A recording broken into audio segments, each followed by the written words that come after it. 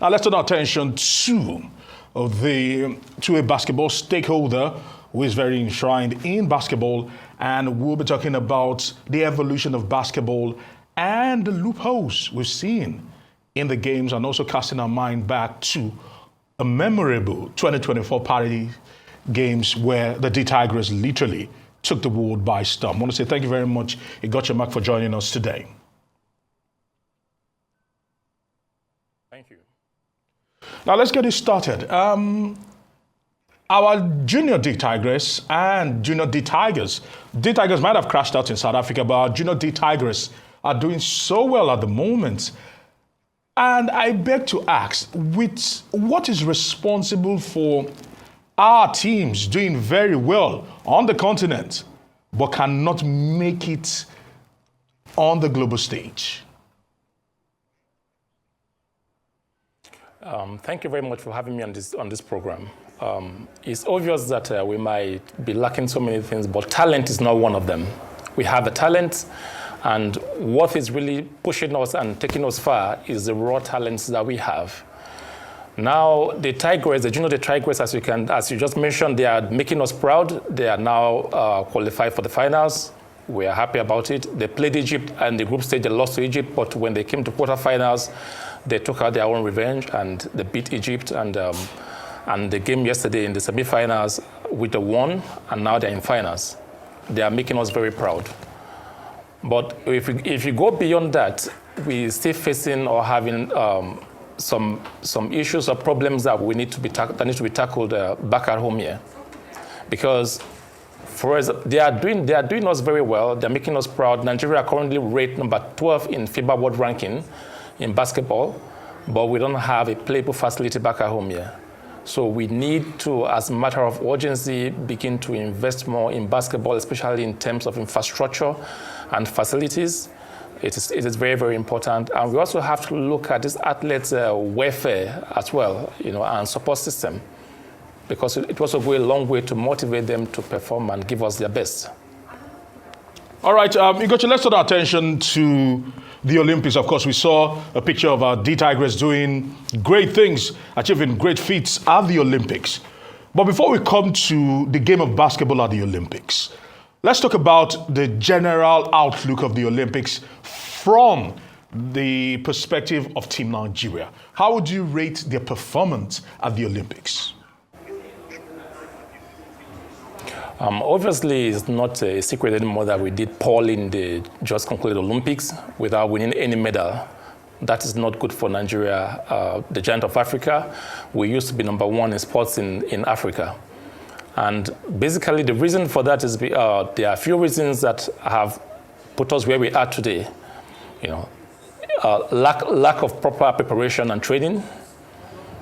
As I mentioned, with basketball, lack of proper facilities and infrastructure, lack of funding as well and resources, and also poor management of leadership in the sports sector. These are the things that are responsible or that led to our outcome in the just concluded Olympics in Paris. All right, so it's very, very important that we need to work on this.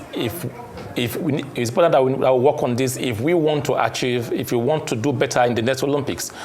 Olympics comes once in every 4 years. I can tell you that people who are preparing for the next Olympics, by now, they're already working towards it. We shouldn't be waiting for a last-minute arrangement or a bridge arrangement. We'll wait a few months before the time, and then we start rushing to meet up. It's not rocket science. We can't make it that way. If we are serious and we want to go for it, we should start preparing from now. People who are aiming to win medals in the next Olympics, as I'm talking to you, they are already preparing. So our preparation and training, it is key to our performance in the next Olympics. And how can we achieve that? We need a proper infrastructure and facilities where they can go and train and compete with their fellow athletes. It is very, very important. And we also need funding. We need funding. Currently, it is not the statutory budgetary allocation to the Ministry of Sports cannot really support all the sports federation in Nigeria. We also, as a matter of urgency, begin to look at sustainable alternative source of funding for our sports development in Nigeria. That is the only way we can survive or we can make progress. Because funding is a major part or a major challenge in our sports in Nigerian sports. All right, Igoche, I would like to ask you, since you mentioned funding, let me digress a little bit and hear from you, because there are few people that have really invested into sports, and not just invested into sports, played the long game for years and years, almost getting to a decade and even more, that have really invested into sports. The late Mr. Abodere has done that. Of course, we cannot take away the likes of Colonel Sam Amedu and what he has done with Dodon Warriors over the years. Another name that will easily spring to mind will be Igoche Mark, with what he started doing with Mark the Ball, then with Mark Mentors. As a private citizen who has decided to put his money where his mouth is, how difficult is it to put your money into sports and sustain it over the years without seeing anything come out of it? How difficult has that been over the years? It's been very difficult, and as a matter of fact, you can only do that if you love the game. And that's the reason why only a few people have been able to do that and sustain it over the years. Okay. Since you said it, so now let's talk about sports development for a little bit. Talk to us, how can Nigeria's sports development improve? I know you've mentioned the area of funding, but how can we improve sports development in Nigeria that we begin to measure up with some of the superpowers in sports like China, the US, Great Britain, and maybe some European countries? How can we do all this? Talk to us. I would like to hear from you. All right. So first and foremost, we have to start by investing in our facilities and infrastructure. The existing facilities, we have to invest in modernizing them to meet up to the modern standard. I can give you, for example, the National Stadium here was built in 2002, and the tracks there have been there since that time. Meanwhile, the lifespan of a field track is supposed to be 10 years.